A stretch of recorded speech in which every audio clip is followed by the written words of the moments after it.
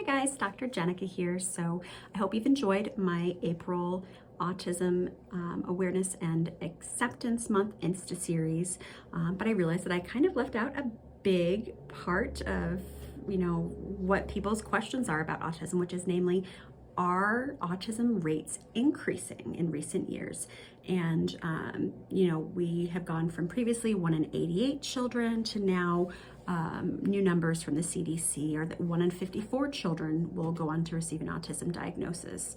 It's something 4 times more likely to be diagnosed for boys than girls.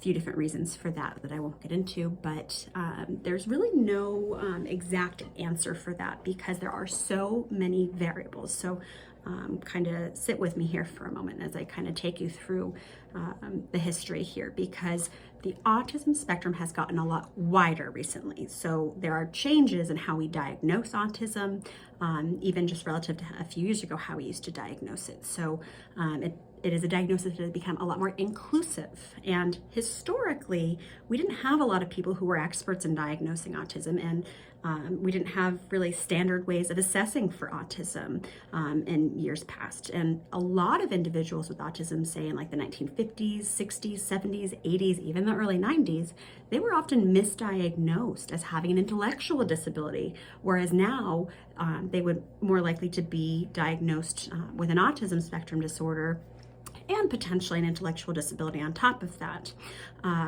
We also find that the people who might not have been diagnosed previously, people who would now have an autism level 1 severity diagnosis, those people were not accounted for at all. And, those are the people who, might be quirky, have some social awkwardness or rigid tendencies, but were generally able to kind of figure things out. Those are the people who would have previously gone undiagnosed, or those kids who, more of an Asperger's type profile, might not have ever gotten that diagnosis in the past. And now we are becoming a lot more inclusive.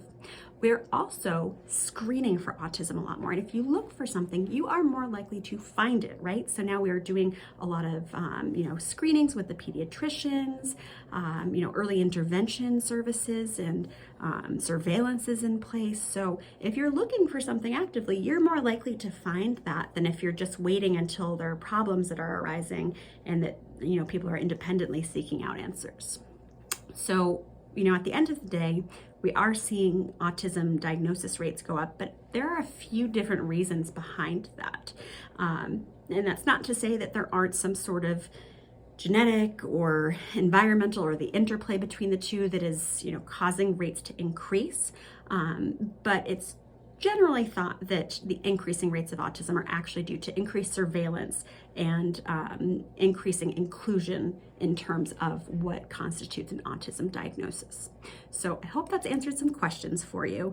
And remember, the diagnosis unlocks access to treatments, which we know can help kids. So it is really important to get a diagnosis. And I'm really glad that we are actually doing a better job of diagnosing even younger kids than in years past. As always, my DMs are open.